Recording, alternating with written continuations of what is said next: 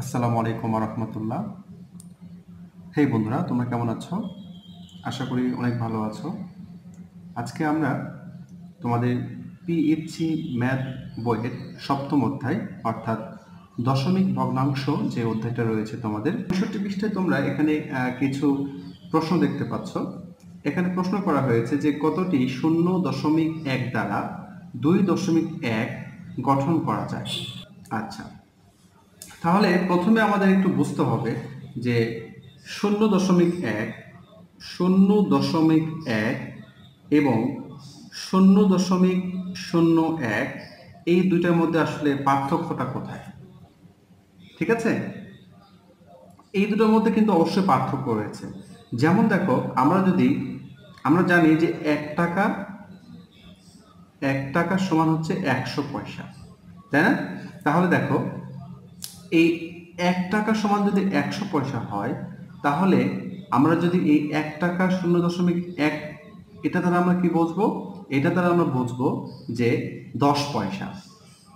0.1 থাকলেই এটার বামে শূন্য থাক বা না থাক, এটাকে আমাদের ধরে নিতে হবে এটা হচ্ছে 10 পয়সা। কিন্তু যদি এরকম থাকে 0.01, তাহলে কিন্তু এটাকে আমরা ধরে নেব 1 পয়সা, অর্থাৎ 1 টাকার 100 ভাগের 1 ভাগ। এটা হচ্ছে কি 1 টাকার 100 ভাগের 1 ভাগ। আর এটা কি 1 টাকাকে যদি আমরা 100টা ভাগ করে নিই, তার মধ্যে এটা হচ্ছে 10 ভাগ। বন্ধুরা দেখো, এখানে তোমরা কিন্তু আমি এতক্ষণ ধরে যে জিনিসটা তোমাদের বোঝানোর চেষ্টা করলাম, সেটা তোমরা যদি বুঝে থাকো তাহলে কিন্তু তোমরা স্বাভাবিকভাবে এটা অ্যান্সার করতে পারবে। দেখো, এখানে এটাকে আমরা টাকা ধরে নিলাম 2 টাকা, 2.1 টাকা। তাহলে দেখো, 1 টাকা গঠন করতে 0.1 যদি 10টা লাগে, তাহলে 2 টাকা গঠন করতে বা 2 টাকার জন্য 0.1 কটা লাগবে? 20টা। কিন্তু এখানে আছে কত? 2.1। তাহলে 20-এর সঙ্গে আরও 1 নাও, তাহলে টোটাল কত লাগতেছে? 21টি 0.1 দ্বারা আমরা 2.1 গঠন করতে পারব। তাহলে দেখো, আমরা অঙ্কটাকে কিভাবে সাজিয়ে করব সেটা এখন তোমাদের দেখাবো। তাহলে এটা হচ্ছে তোমাদের পাঠ্য বইয়ের 65 পৃষ্ঠার 1-1 নম্বর অঙ্ক। 1-1 নম্বর অঙ্ক। তাহলে আমরা প্রথমে লিখতে পারি যে একটি 0.1 দ্বারা গঠিত সংখ্যা হচ্ছে 0.1। দেখো, একটি 0.1 দ্বারা গঠিত সংখ্যা 0.1, তাই না? অতএব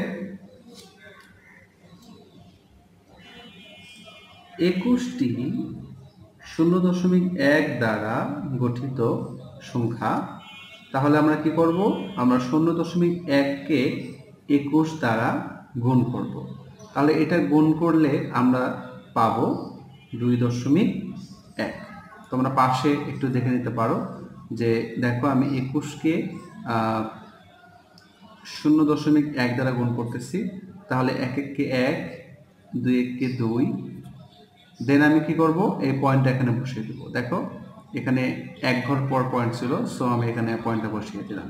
তাহলে এইভাবে কিন্তু তোমরা করতে পারো। তাহলে দেখো বন্ধুরা, এখানে আমাদের প্রশ্ন কি করেছিল? কতটি 0.1 দ্বারা 2.1 গঠন করা যায়? তাহলে দেখো, আমরা ফাইনালি কিন্তু অ্যান্সারটা পেয়ে গেছি যে 21টি 0.1 দ্বারা 2.1 গঠন করা যায়। তোমরা কিন্তু এই অঙ্কগুলোকে খুব সহজে করতে পারবে। যেমন এখানে দেখো, এখানে বলেছে যে কতটি 0.1 দ্বারা 0.19 গঠন করা যায়।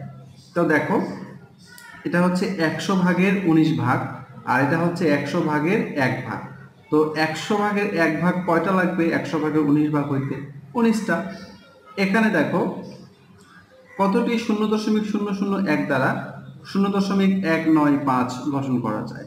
তাহলে দেখো, এই যে দশমিকের পরে যে সংখ্যা 195, সো 195টি 0.001 দ্বারাই আসলে এই 0.195 গঠন করা যায়।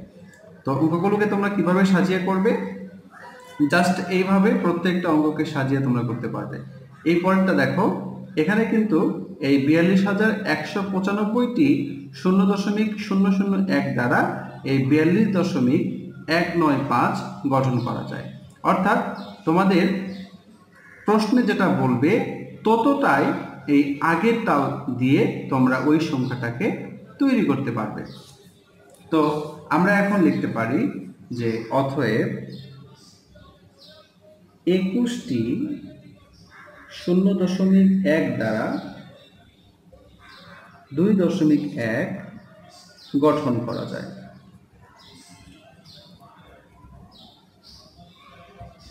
ওকে, এইভাবে কিন্তু খুব সহজেই তোমরা এই অঙ্কগুলোর অ্যান্সার করতে পারবে। দেখো, এরপরে আমি তোমাদের 4 নম্বর অঙ্কটাকে করিয়ে দেখাচ্ছি। তাহলে ঠিক এইভাবে তোমরা শুরু করবে। তোমরা লিখবে যে একটি 0.001 দ্বারা গঠিত সংখ্যা,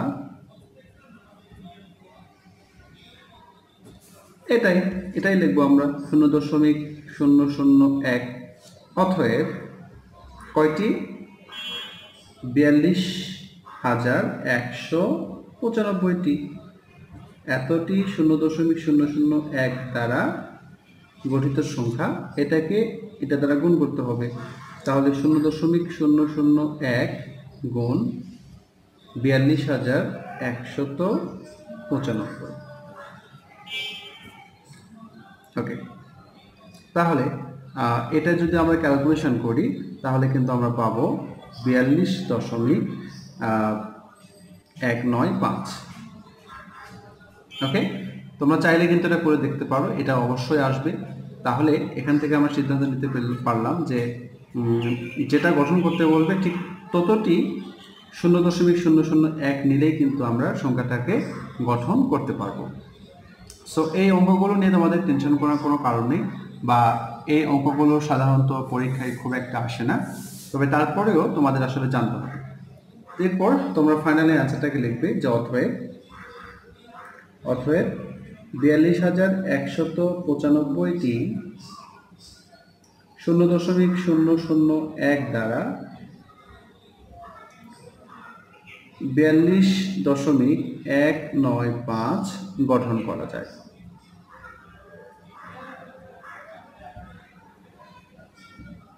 ওকে, এইভাবে খুব সহজে তুমি অঙ্কগুলোকে করতে পারবে। তো এরপরে তোমাদের যদি আমি একটু এগোতে থাকি, তোমাদের দেখো তোমাদের 66 পৃষ্ঠায় এখানে কিন্তু সরাসরি কিছু অঙ্ককে গুণ করতে বলেছে। এই গুণগুলো আমি জানি তোমরা পারবে। তারপরে এখানে একটা কথার অঙ্ক রয়েছে যে 5টি কাপ আছে যার প্রত্যেকটির ওজন হচ্ছে 0.3 কেজি। তাহলে 5টি কাপের ওজন একত্রে কত? তাহলে দেখো, একটির ওজন যদি 0.3 কেজি হয় তাহলে 5টি কাপের ওজন কত হবে? এটা কিন্তু খুব সহজে তোমাদের পারার কথা। 0.3কে যদি তোমরা 5 দিয়ে গুণ করো তাহলেই কিন্তু অ্যান্সারটা পেয়ে যাবে। সো এটা তোমরা করে নেবে।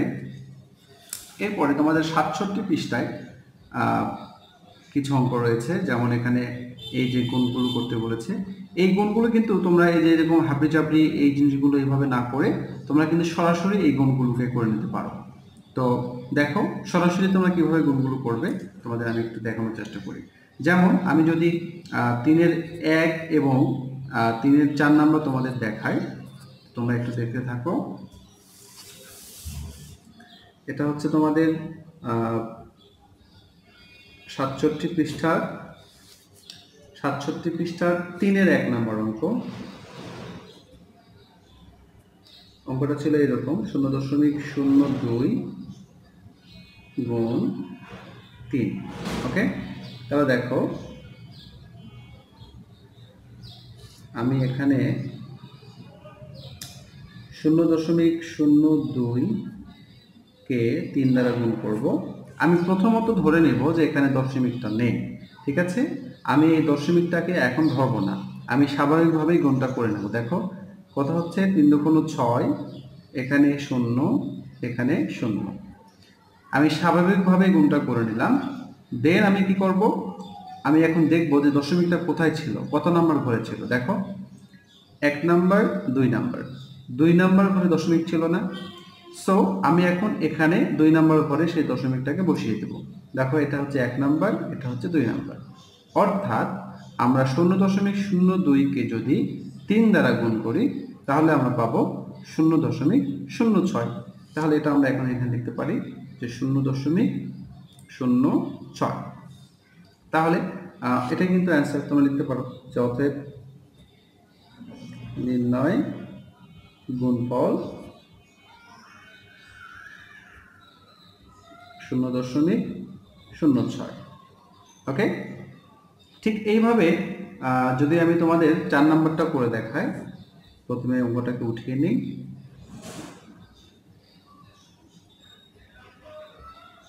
ওকে,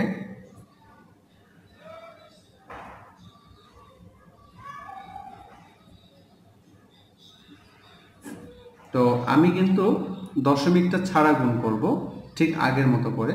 তাহলে 5 8 40, 40-এর 0, এরপরে 5কে 0 দ্বারা গুণ করলে হচ্ছে 0 আর ওই হাতের 4 অর্থাৎ 40 হয়ে যাবে এখানে। দেন যদি আমি এখানে 5কে 0 দ্বারা গুণ করি তাহলে এখানে পাবো আমি 0। দেন আমি কি করব, আমি এই দশমিকটা কয় ঘর পড়েছিল, 1 ঘর 2 ঘর, সো আমি এখানে 2 ঘর পরে দশমিকটাকে বসিয়ে দেব। দেখো 1 নাম্বার 2 নাম্বার অর্থাৎ এখানে। তাহলে আমরা ফাইনালি কি পেলাম, 0.40। তাহলে আমরা এখন লিখতে পারি যে অতএব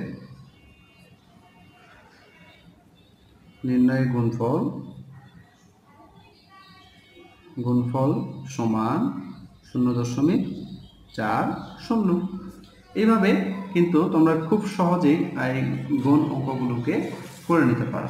তোমরা এই পদ্ধতিগুলোকে ফলো করবা না, আসলে এই পদ্ধতিগুলোতে একটু ঝামেলায় তোমরা করতে পারো। সরাসরি তোমরা গুণ করবা, এটাই তোমাদের জন্য বেটার। আর পরীক্ষায় কিন্তু তোমাদের এইভাবে গুণ করতে বলাও হবে না, জাস্ট তোমাদের গুণটা করতে হবে। তোমরা কে কিভাবে গুণ করবে সেটা তোমাদের ব্যাপার। ওকে, ঠিক একই নিয়মে তোমরা কিন্তু এই অঙ্কগুলো করতে পারবে। আর 67 পৃষ্ঠার তোমাদের একদম নিচে দুইটা তোমরা অঙ্ক দেখতে পাচ্ছ, কথার অঙ্ক। তো চলো আমরা এখন এই দুইটা কথার অঙ্ককে সমাধান করব। প্রথম অঙ্কটা একটু আমরা পড়ে নেব।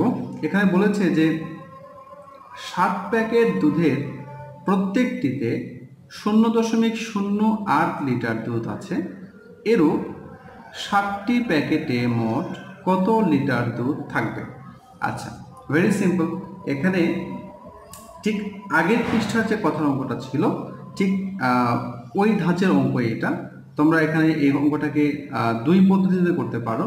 একটা হচ্ছে গাণিতিক বাক্যে প্রকাশ করে অথবা কথায় লিখে, অর্থাৎ ঐকিক নিয়মের সাহায্যে। তো চলো আমি তোমাদের ঐকিক নিয়মের সাহায্যে অঙ্কটাকে করে দেখানোর চেষ্টা করতেছি। ঐকিক নিয়মে করতে চাইলে তোমরা এইভাবে লিখতে পারো যে একটি প্যাকেটে দুধ আছে, একটি প্যাকেটে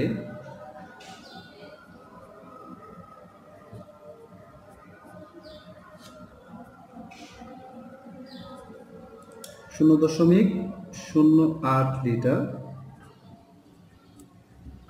অতএব টোটাল প্যাকেট ছিল 7টি। সো 7টি প্যাকেটের দুধ আছে, 0.08কে 7 দ্বারা গুণ করতে হবে, তাহলে গুণ করে যেটা আসবে সেটাই হচ্ছে অ্যান্সার। তাহলে দেখো গুণটা আমরা এখানে করে নেব। 0.08 7 দ্বারা গুণ করব আমরা। 27 56, 56 6, দেন আমি এখানে 7 দিয়ে 0কে গুণ করলে 0, তার সঙ্গে হাতের 5 যোগ করলে 5, দেন আমি 7কে 0 দ্বারা গুণ করলে 0 দেবো এখানে। অ্যান্ড ফাইনালি আমি দশমিকটাকে এখানে দেখো কয় ঘর পড়ছিল, 2 ঘর, সো আমি এখানেও 2 ঘর পরে বসিয়ে দেব। তাহলে আমি এটার অ্যান্সারটা পেয়ে গেলাম যে 0.56 লিটার। এইভাবে কিন্তু দশমিকের গুণগুলোকে তোমরা খুব সহজেই আসলে সাধারণ যে গুণের নিয়ম স্বাভাবিকভাবে তোমরা যে গুণটা শিখেছ ঠিক সেইভাবেই দশমিকের গুণগুলো তোমরা করতে পারবে। জাস্ট শেষে যোগের শেষে তোমরা একটা কাজ করবে, সেটা হচ্ছে যতগুলো ঘর পরে দশমিক ছিল ঠিক তত ঘর পরে দশমিকটাকে বসিয়ে দিবে, তাহলেই কিন্তু দশমিকের গুণ হয়ে যাবে। তাহলে আমরা এখন লিখব যে অতএব 7টি প্যাকেটে মোট 0.56 লিটার দুধ আছে। তাহলে যদি উত্তর লিখতে চাও লিখতে পারো, উত্তর 0.56 লিটার। ওকে, তো এইভাবে কিন্তু তোমরা অঙ্কগুলোকে করতে পারো। অথবা এই অঙ্কটা তোমরা যদি গাণিতিক বাক্যে প্রকাশ করে সমাধান করতে চাও তাহলে কিন্তু সম্ভব, তাহলে কিন্তু এত কিছু তোমাদের লিখতে হবে না। তোমরা সরাসরি লিখবা যে গাণিতিক বাক্য। গাণিতিক বাক্যটা কি এরকম ভাবে বলতো, এখানে একটি প্যাকেটে ছিল কত 0.08 লিটার দুধ, আর টোটাল প্যাকেট ছিল কয়টি 7টি। তাহলে একটি প্যাকেটের দুধকে 7 দ্বারা গুণ করলেই যেটা আমরা পাবো সেটাই হচ্ছে আমাদের অ্যান্সার। তাহলে তোমরা এখন এই গাণিতিক বাক্যটা সমাধান করবে যে এখানে 0.08 গুণন 7 সমান, এখানে এটাকে গুণ করে যেটা হবে ঠিক যে আগে যেভাবে আমরা গুণটা করলাম ঠিক সেইভাবে তোমরা অ্যান্সারটা বসিয়ে দিবে এবং দেন তোমরা ফাইনাল ফিনিশিং লাইনটাকে এখানে লিখবে, তাহলে কিন্তু তোমরা অঙ্কটাকে শেষ করতে পারবে। তো বন্ধুরা, এই অঙ্কটা কিন্তু খুবই গুরুত্বপূর্ণ একটা অঙ্ক ছিল, আশা করি তোমরা সবাই বুঝতে পেরেছ। এরপরে আমাদের 67 পৃষ্ঠার সর্বশেষ যে অঙ্কটা, আমরা এখন সেই অঙ্কটা করার চেষ্টা করব। এখানে আমরা দেখতে পাচ্ছি যে একটি মোটরসাইকেল প্রতি সেকেন্ডে 0.02 কিমি যায়, তাহলে 8 সেকেন্ডে কত কিলোমিটার মোটরসাইকেলটি যাবে সেটা আমাদের বের করতে হবে। তাহলে এটা কিন্তু ঠিক সেম ওয়েতে অঙ্কটাকে আমরা সমাধান করতে পারবো। আমাদের এই অঙ্কটাও কিন্তু দুইটি ওয়েতে আমরা করতে পারবো, একটা হচ্ছে গাণিতিক বাক্যে প্রকাশ করে সমাধান, আর একটি হচ্ছে ঐকিক নিয়মে। তো চলো আমরা যে কোনো একটি নিয়ম তোমাদের দেখাবো, আর তোমরা চাইলে অন্য নিয়মটিও তোমরা চেষ্টা করতে পারো। তাহলে এই অঙ্কটাকে আমরা শুরু করতে পারি এভাবে যে মোটরসাইকেলটি 1 সেকেন্ডে যায়, অতএব মোটরসাইকেলটি 8 সেকেন্ডে যাবে, 0.02কে 8 দ্বারা গুণ করো, যেটা আসবে সেটাই রেজাল্ট। ওকে, চলো গুণ করা যাক। 0.02 8 দ্বারা গুণ করব, তাহলে 8 × 16 6 1 0। এরপরে দেখো 0.2 ঘর করেছিল, সো আমি এখানে বসিয়ে দিলাম, তাহলে আমি ফাইনালি অ্যান্সারটা পেলাম 0.16 কিমি। তাহলে এইভাবে তোমরা করার পরে তোমরা লাস্ট ফিনিশিং লাইনটা এইভাবে লিখতে পারো যে অতএব মোটরসাইকেলটি